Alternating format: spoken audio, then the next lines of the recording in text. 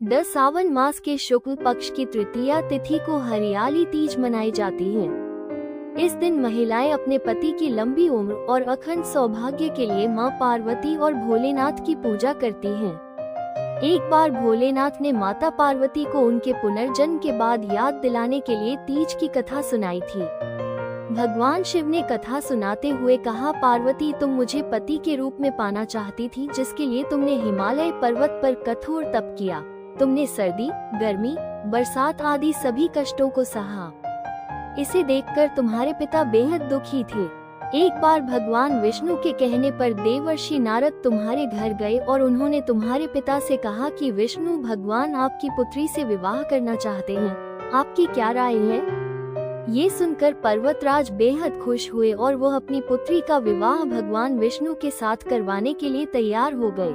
ये समाचार नारद जी ने विष्णु भगवान को दिया।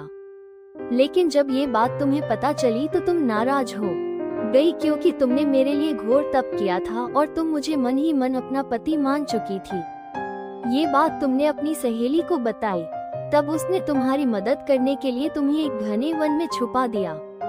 वो वन ऐसा था जहाँ तुम्हारे पिता कभी नहीं पहुँच सकते थे। इस वन में तुम लगातार तप करती रही। पर्वतराज तुम्हारे ना मिलने से परेशान थे। वो इस चिंता में थे कि यदि भगवान विष्णु बारात लेकर आ गए और तुम नहीं मिली तो वह नाराज हो जाएंगे। भोलेनाथ माता पार्वती से कहते हैं कि धरती पाताल एक करके भी तुम्हारे पिता तुम्हें नहीं ढूंढ पाए, क्योंकि तुम उस वन में एक गुफा के अंदर मेरी आराधना कर रही थी। तुमने रेत का एक शिवलिंग बनाया था। तुम्हारे तप से प्रसन्न होकर मैंने तुम्हारी मनोकामना पूरी करने का विचार किया।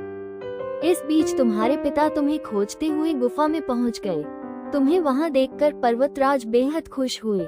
तुमने अपने पिता से कहा कि तुमने मुझे अपना वर चुना है और इसके लिए घोर तप किया है, और आज ये तप सफल हो गया है। भोलेनाथ ने मेरा वरण कर लिया है।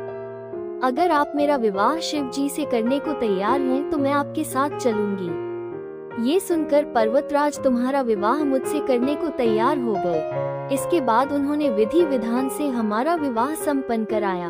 हे पार्वती, जिस तरह तुमने यह मेरा कठोर व्रत किया और हमारा विवाह संपन्न हुआ, उसी तरह यदि कोई स्त्री इस हरियाली तीज का व्रत पूरी श्रद्धा और निष्ठा से करेगी तो मैं उसे मनवांछित वर प्रदान करूंगा और अखंड सौभाग्य का वरदान दूंगा।